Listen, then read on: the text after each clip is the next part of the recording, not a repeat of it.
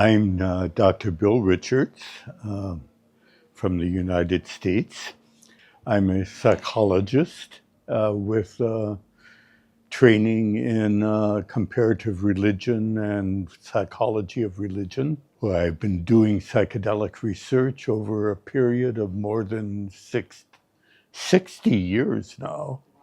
So I've had many experiences and had the honor of working with many different people over time, and I'm still learning.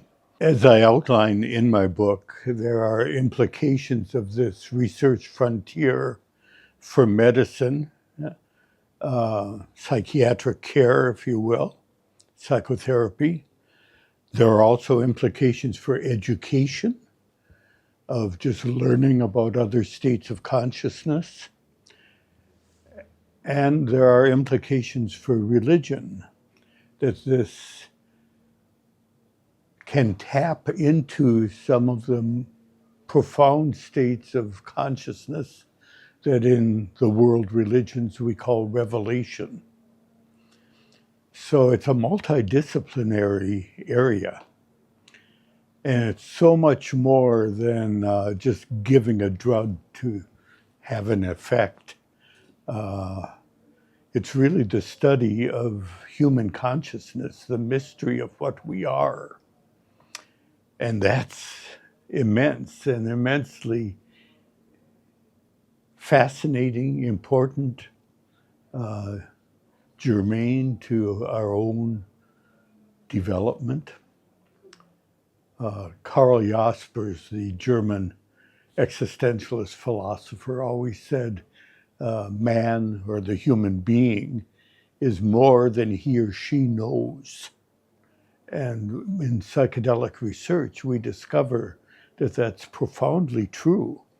We think of ourselves as just these little egos, my Bill Richards or whatever, walking around the world.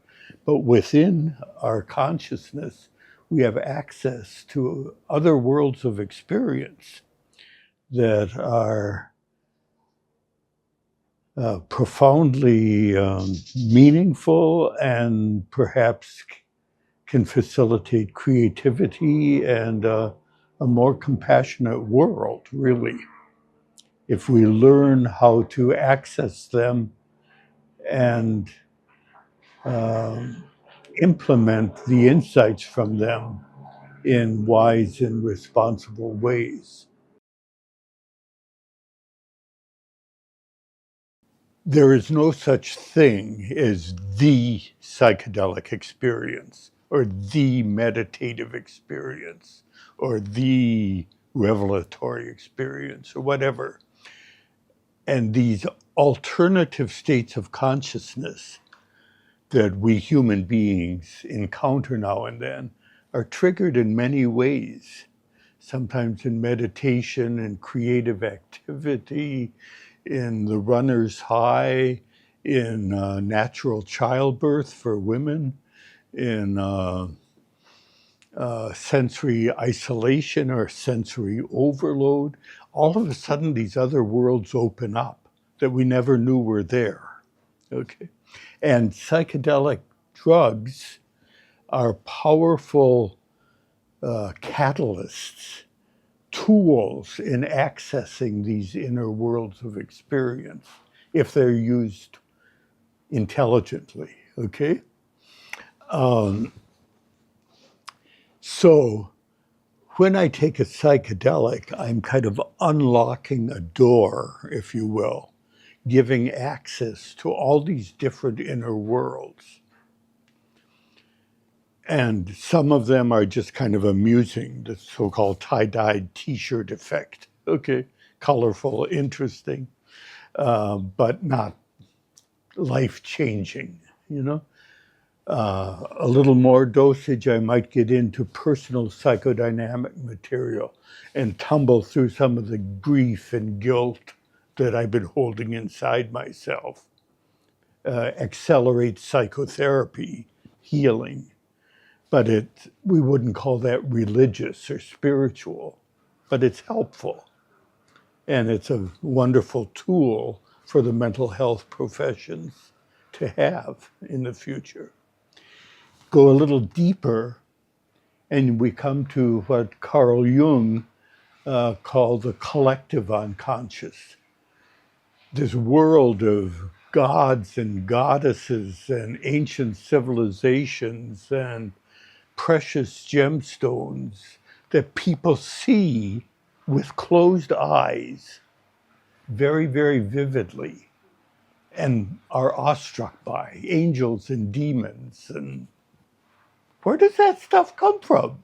You know, I don't know, you know, but I do know that people often encounter them and they seem to have no connection with your personal development in this lifetime. It's like, are they genetically encoded? Are they spiritually accessed? What does that mean, you know? But we know that people report them and experience them and find them not only interesting, but very impressive. They feel more real than our usual state of consciousness.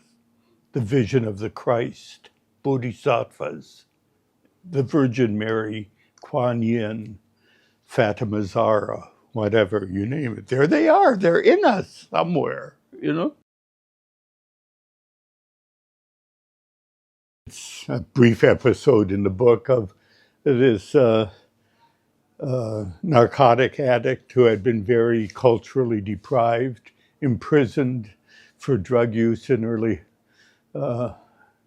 teens, who we were treating with psychedelic psychotherapy. And he reported these visions of strange, semi-naked figures with funny hats on their heads dancing.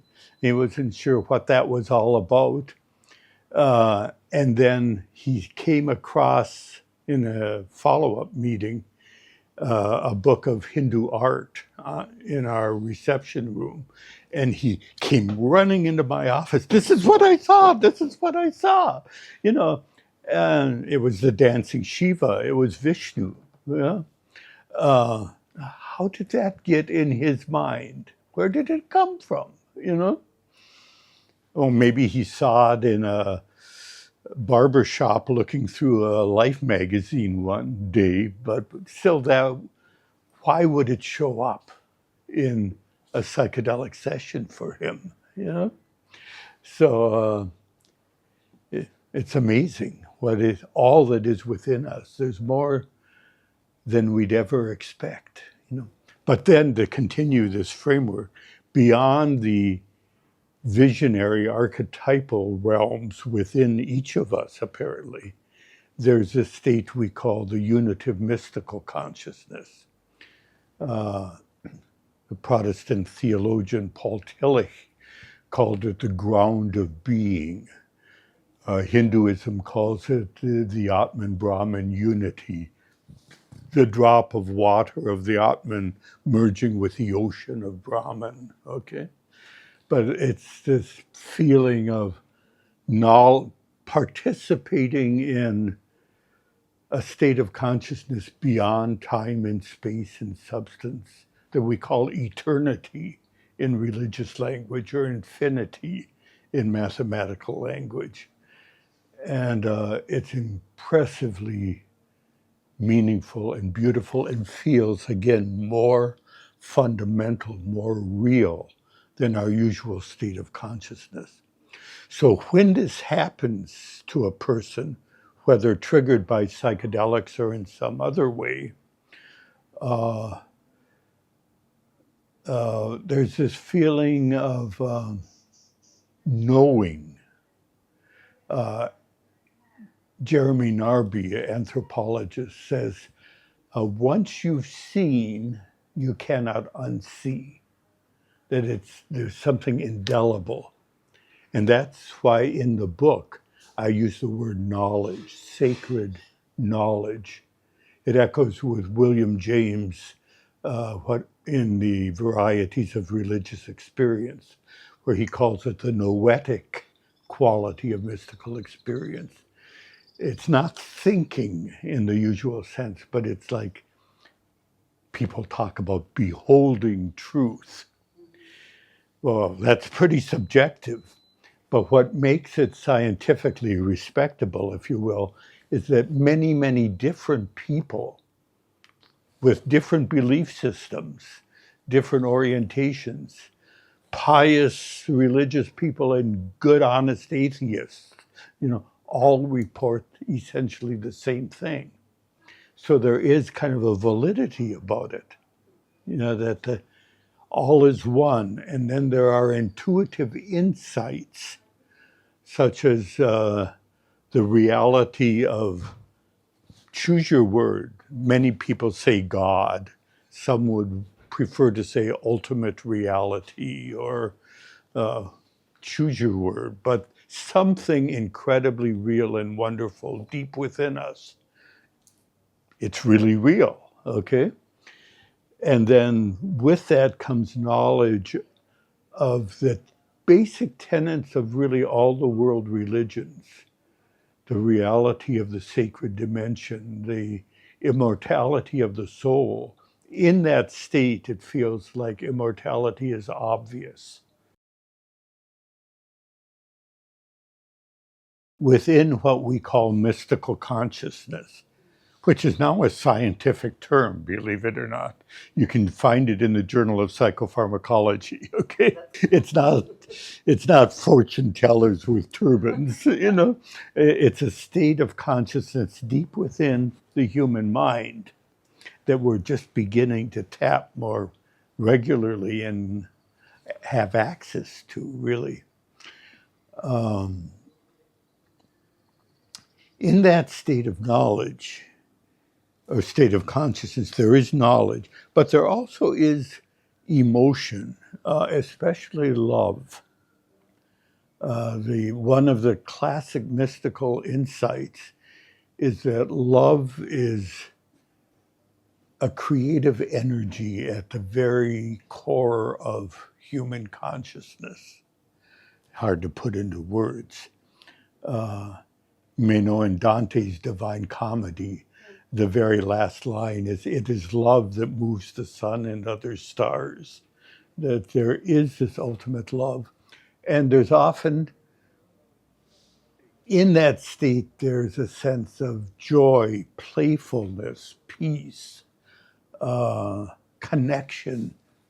One of the classical mystical insights is what the Hindus call the net of Indra, the bejeweled net of Indra. Or we call it the brotherhood of man, or the unity of humankind.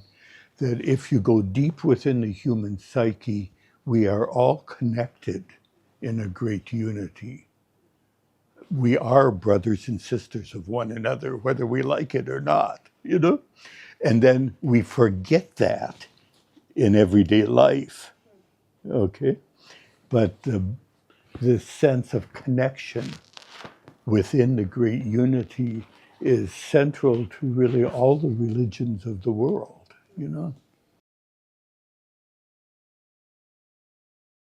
Especially in the treatment of addictions, where people tend to feel they're isolated and no one cares, and kind of feeling lonely and sorry for yourself. Once that experience happens, you can't feel that way anymore. You're really connected to others, that there are resources within you never knew were there. And that's powerful in changing the concept of the self, the idea of who you are, who other people are, what the nature of reality is, okay? And life can't be the same. You can't kid yourself into thinking you're just a dismal failure because you lost your job and your wife,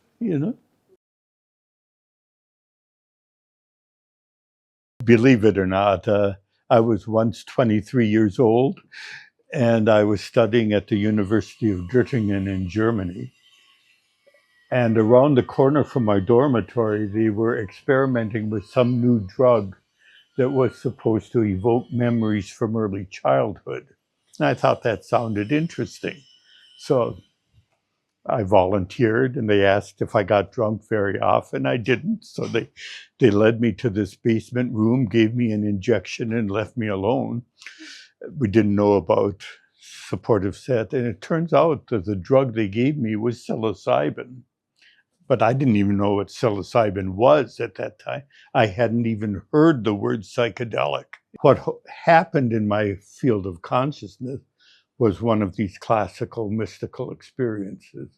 And I was one very amazed 23-year-old kid. Yeah. And in many ways, the rest of my life has been footnotes to that experience. Yeah.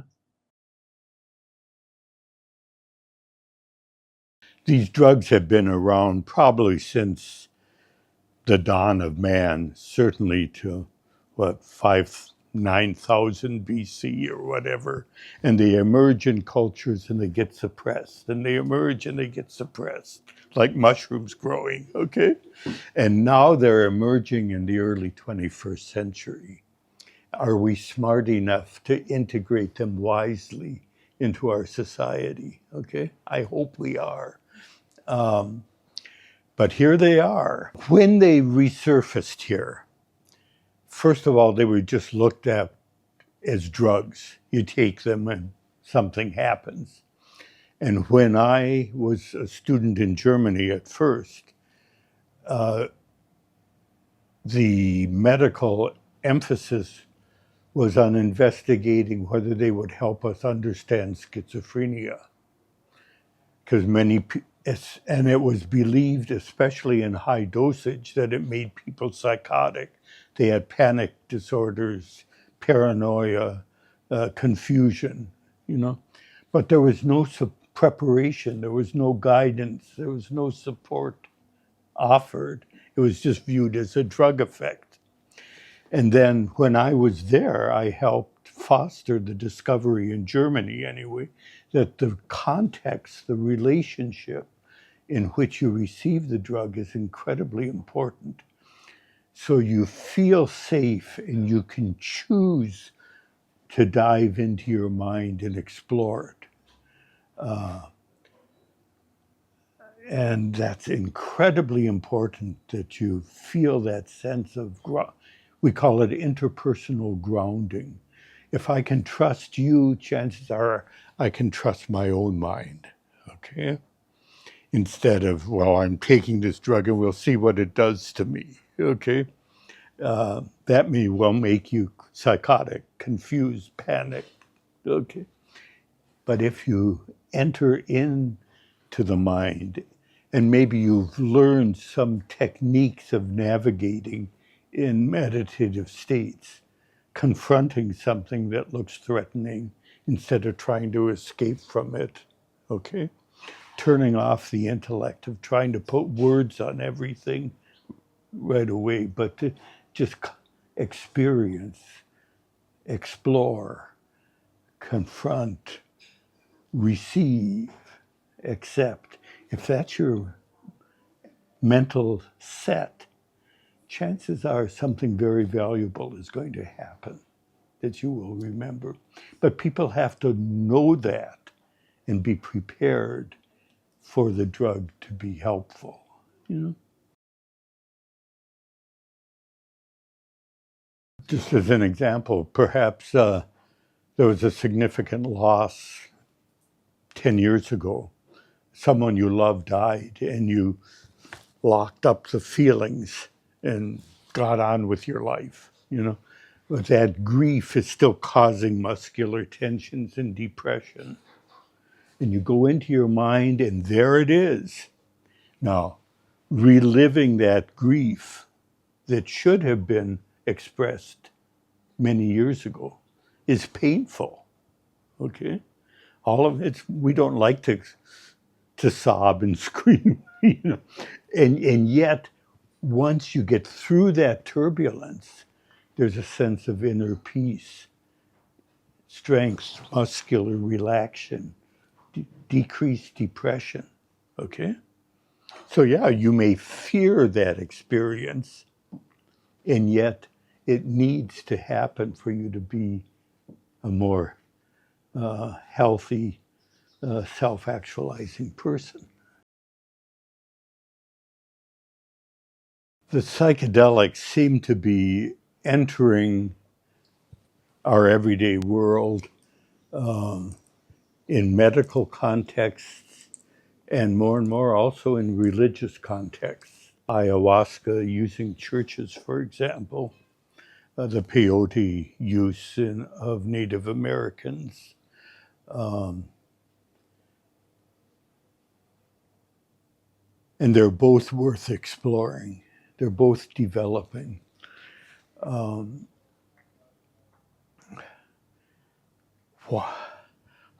It's hard to comprehend why these drugs have been declared illegal. You know, is it illegal to explore your own mind? What's that all about, you know? Alan Watts used to talk about the taboo of knowing who you are. Yeah. What happens if we explore our minds?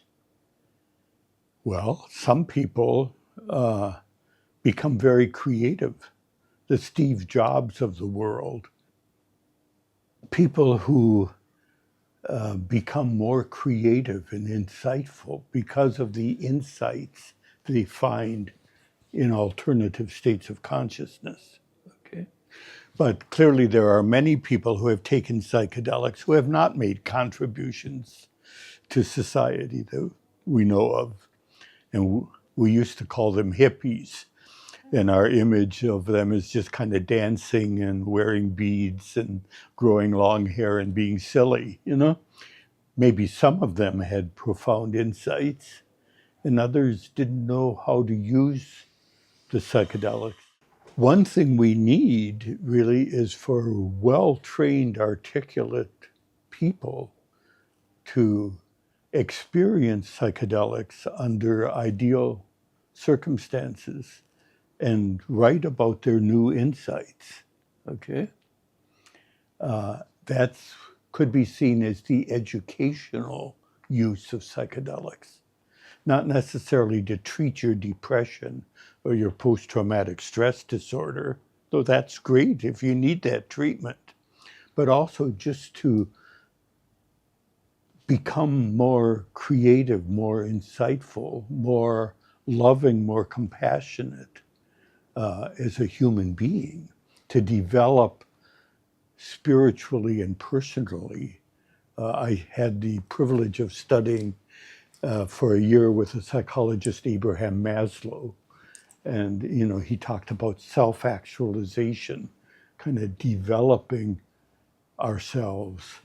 And that includes having what he called peak experiences, which is what we would call mystical consciousness, or symbolic, archetypal, and mystical forms of consciousness. Maslow himself was a natural mystic. He never took psychedelics, didn't need to. He'd just lie down in his backyard and the heavens would open up for him, you know? It was a Jewish mystic, really.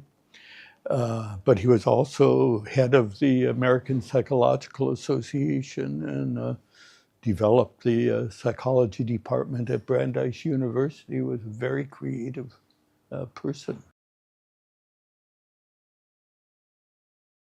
We certainly need respect for the many different worlds within us, you know? And as mentioned earlier, there are kind of delightful states of consciousness that aren't especially life transformative. When the deeper, more profound experiences occur, people typically aren't interested in taking the drug again, right? You know, maybe 6 months, 2 years from now, I might, you know, but there's the feeling that I've experienced something very profound. I need to apply, integrate the insights from that experience, okay? And so you don't want to just run and do it again. It's very helpful to be part of some community. Could be a psychedelic integration association. It could also be a church or a synagogue or a temple or a sangha. If the group was supportive and open, but some interpersonal network to help you apply the insights. The old saying is, it's very easy to love all mankind, but to love your boss is something else. It's bringing those insights into the everyday world to really be a more compassionate and yet responsible presence in the world. Yeah. In many cultures, healing, medicine, and religion are well integrated with one another. In our society, they've tended in recent history to be kind of two camps. Like if you're scientific, you're not religious. It clearly is possible to do both well. The religious community of scholars, just in the last year especially, has been awakening, at least in the United States, to the psychedelic frontier and the implications. There are new nonprofits organized like ligare.org, dialogue between Christianity and the psychedelic field, chefaflow.org between Judaism and psychedelics. And many people in the religious professions are getting involved in those discussion groups and perhaps retreats that may be offered in countries where the psychedelics are legal and things like that. But the religious community is taking it seriously now, much more than in the past, though it's just the beginning. If I can share a personal example, when I came back from Germany with a history of these incredibly profound experiences, all legal and non-controversial, psychedelics were still legal in Germany at that time, And it was perfectly reasonable for a graduate student to receive a psychedelic if you wrote a good report. It's a learning experience. It's a non-addictive drug. What's the big deal, So I came back and I went to the head of psychology of religion at Yale, where I was studying. And I shared a description of one of my most profound experiences. And the response of the professor was to give me an article full of statistics to critique, to prove I could still think rationally. And he was threatened by religious experience of any kind. Then I went to my professor of Hinduism, Norvin Hine, who just died a few years ago at 103, actually. Big, tall Indian guy, wonderful. And I showed him the same report. And he paused and he looked at me. He said, "Bill, now you know." Like he knew that the essence of the experience was beyond language, but he honored and respected it. Well, I've done work with cancer patients for many years, giving them psychedelics and supporting them through their experiences. And many of them who have mystical, transcendental types of experiences claim loss of the fear of death afterwards. And within the experience, there often is a sense of the everyday personality kind of, again, merging into something greater and then coming back together again. And that's described by many people as death and rebirth. Some people would just say awakening to transcendence and coming back to the everyday self in the world. But it does remove the fear of death. And what is so interesting is that the people don't become suicidal, but they live in the present more fully. They have more fun treasuring the time that's left. And many of those patients seem to live much longer than we might have expected. And perhaps they eat better, their immune systems function better.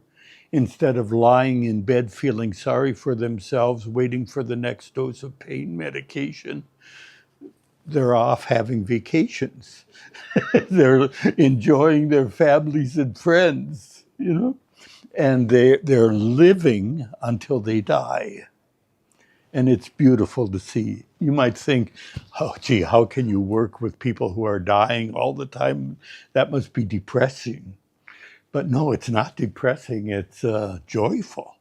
You see these people move from depressed states to just having fun in the world again, you know?